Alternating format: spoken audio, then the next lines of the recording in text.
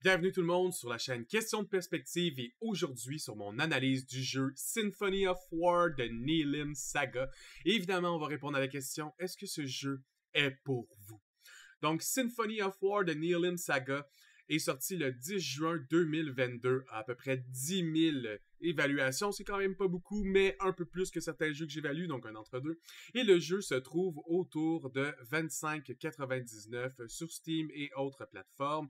Il a été développé par Dancing Dragon Game et c'est un jeu d'RPG tactique tour par tour, riche en récits et de fantasy.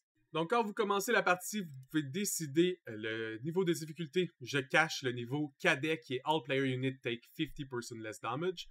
Vous avez Captain Level qui est juste le niveau du jeu de base.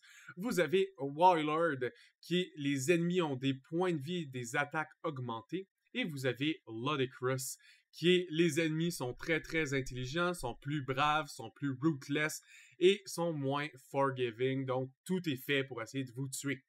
Vous avez aussi d'autres modes, donc Enable de tutoriel pour avoir des conseils, et vous pouvez Enable de permadeath, donc si votre personnage meurt définitivement, il est mort définitivement. Le jeu possède quand même assez beaucoup d'histoires, les personnages se parlent entre eux, vous pouvez la suivre ou pas la suivre. Quand les histoires se passent, souvent vous allez voir la face du personnage qui est en train de vous parler, ainsi que le texte en dessous à lire. Ça, c'est la carte monde ou la carte géopolitique de nos déplacements. Pas très utile dans le jeu à part pour les moments narratifs.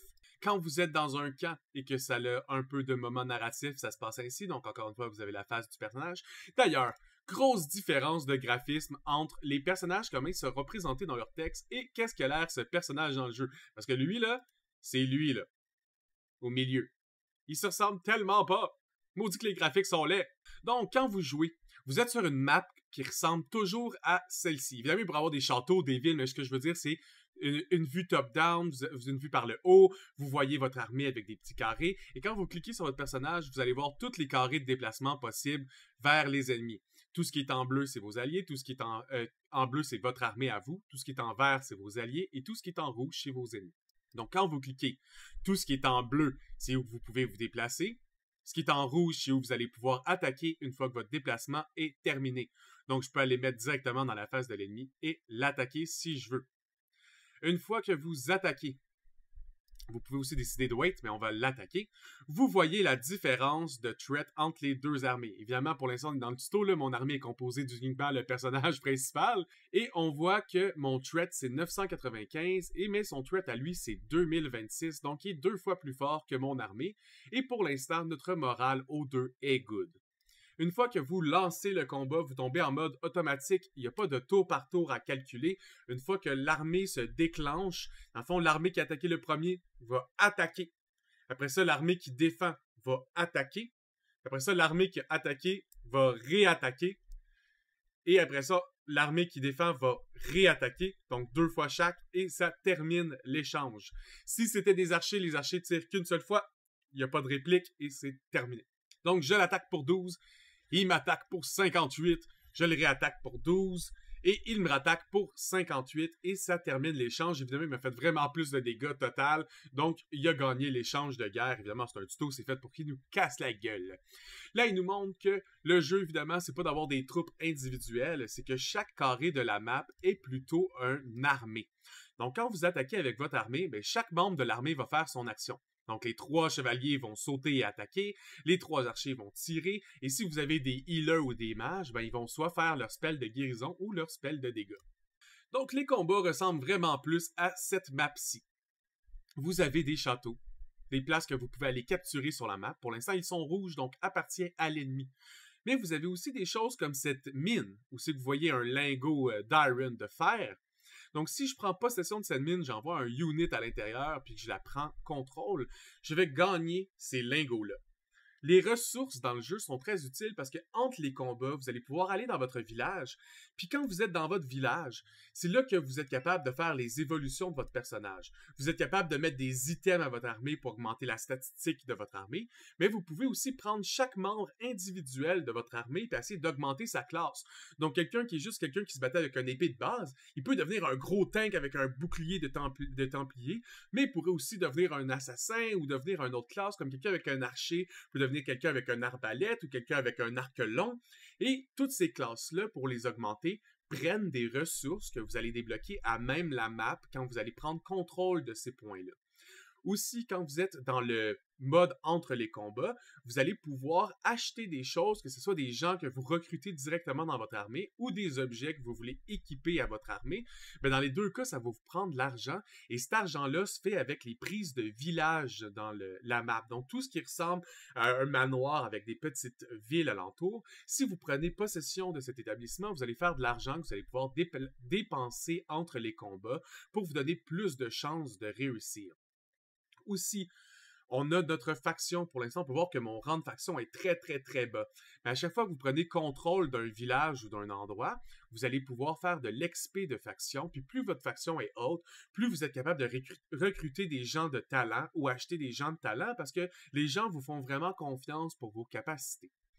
Quand vous réussissez un combat ou perdez un combat, vous faites de l'XP. Vos personnages peuvent monter de niveau. Quand ils montent de niveau, vos personnages, ça augmente leurs statistiques.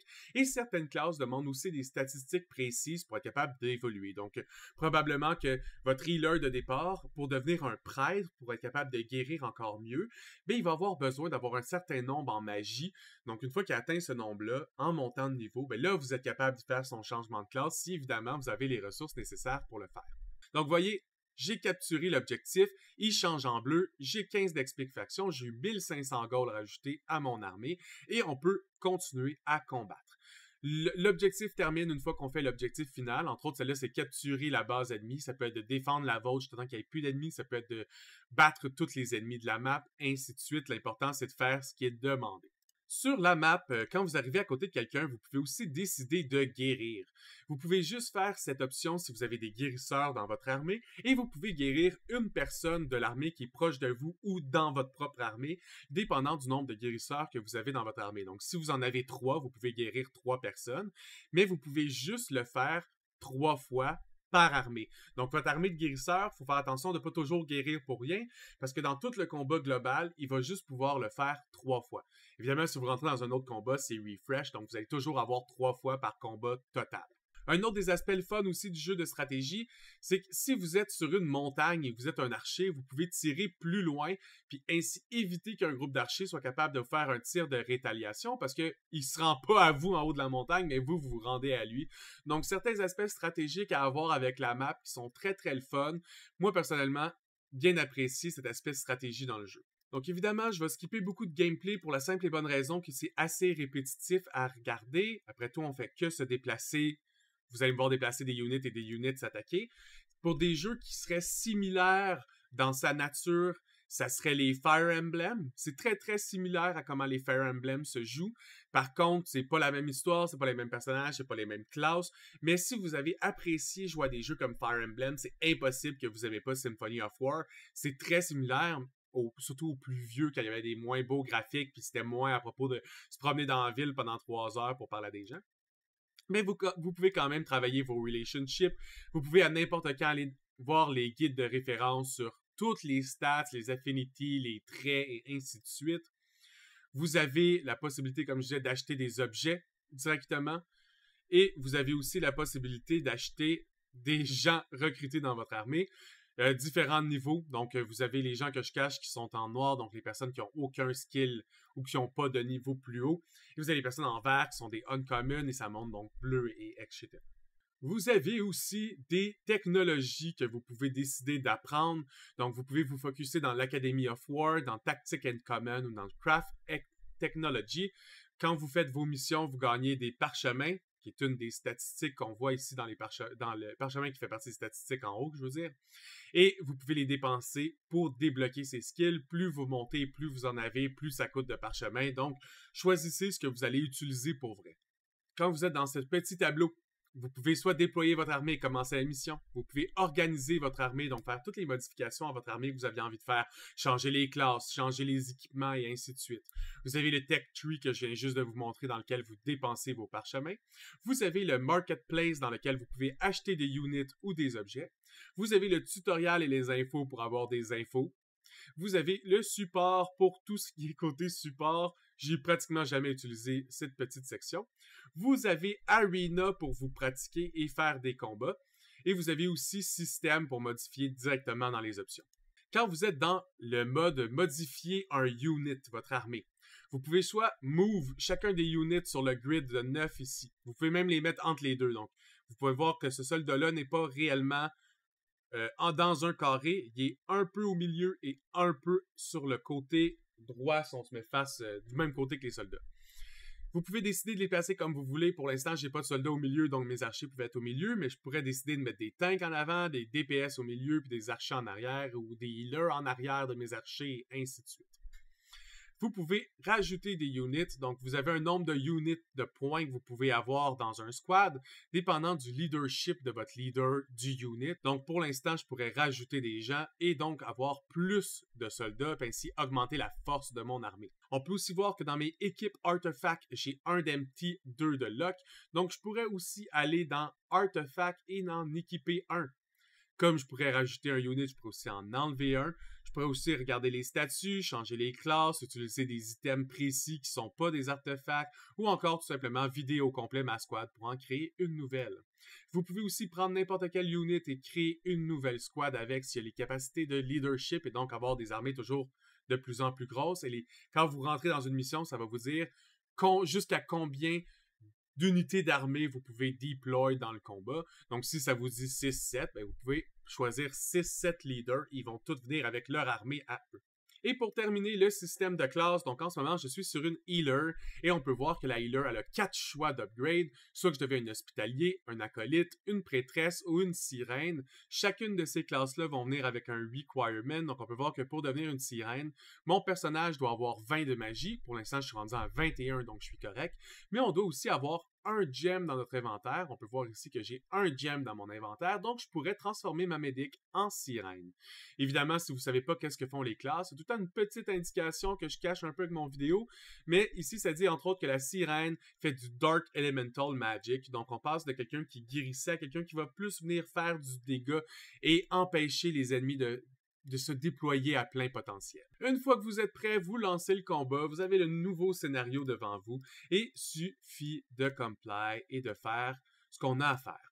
Vous pouvez aussi débloquer certaines autres habilités dans le jeu, entre autres, quand vous attaquez, moi j'ai pris une stratégie d'attaque qui s'appelle Target the Leader. Donc, si je décide de faire une attaque avec Target the Leader, au lieu d'attaquer normalement, toutes mes troupes vont essayer de concentrer leurs dégâts sur le leader adverse pour essayer de l'éliminer, parce que souvent, les leaders adverses sont plus forts, ils donnent beaucoup de morale à leurs troupes, mais si vous focusez, peut-être que si vous n'aviez pas focus le leader, vous auriez été capable de vaincre la moitié de l'armée adverse, mais là, comme vous avez tué le leader, vous avez tué rien d'autre que le leader. Fait que des fois, ça a d'avantages, des fois, ça a moins d'avantages, c'est vraiment à vous de décider quand vous voulez faire ces choses-là. Donc, c'est les types d'attaques que je vous parlais. Si vous en débloquez d'autres, ils se mettent en dessous quand vous cliquez sur Attaque. Si vous faites Wait, ça passe votre tour. Évidemment, Cancel vous permet de choisir un autre de vos personnages. Vous pouvez déplacer tous vos personnages dans l'ordre que vous voulez. Il n'y a pas de tour d'initiative. Quand vous avez terminé, c'est le tour de l'ennemi. Il bouge tous ses personnages comme il veut. Et ça repasse à vous. Donc, vous faites un peu du ping-pong d'armée dans lequel vous avez le contrôle de 100% de votre armée. Puis après ça, c'est l'ennemi qui a 100% de son armée. Donc, c'est important de ne pas overcommit, se mettre à des mauvais endroits. Soudainement, l'ennemi a un tour complet où il vous casse la gueule. C'est vraiment à éviter. C'est ce qui va terminer mon analyse du jeu. Comme je dis, il n'y a pas beaucoup de graphiques. Je ne vous montrerai pas 1 heure de gameplay de moi qui fait juste aller attaquer du monde. Si ça vous intéresse, évidemment, est accessible sur ma chaîne. Vous allez pouvoir regarder les deux, je pense que c'est les 2 premiers fights complets du jeu filmés. Si vous voulez l'essayer, essayez-le. Vraiment bon le jeu. j'y donne un 8 sur 10. Il y aurait beaucoup plus haut si je me fiais juste à ces mécaniques, je vais être honnête avec vous, pour un jeu de stratégie de guerre à la Fire Emblem. Tout ce qui est mécanique de stratégie, le jeu est excellent. Très bon niveau de difficulté. Il y a des combats où j'ai été trop arrogant, puis j'ai pu perdre 3, 4, 5 fois de suite. Il y a d'autres combats qu'au contraire, j'ai bien pensé à mes affaires, j'ai été récompensé, j'ai été capable de le réussir du premier coup. Certains objectifs, comme entre autres, il y en a un, c'est de te sauver de prison. Mais c'est vraiment différent, se sauver de prison, que d'essayer de conquérir une région avec son armée. Donc, dépendant de la mission, l'objectif vient vraiment influencer comment vous allez jouer cette mission-là. Tout le concept de leveler des characters, je trouvais ça tellement le fun. Ça me rappelle un peu les Final Fantasy tactiques avec des conditions un peu plus spéciales, puis beaucoup de classes possibles pour les personnages qui rajoutent. Moi, j'aime ça avoir plus de possibilités dans la construction stratégique. Ça, c'est très apprécié.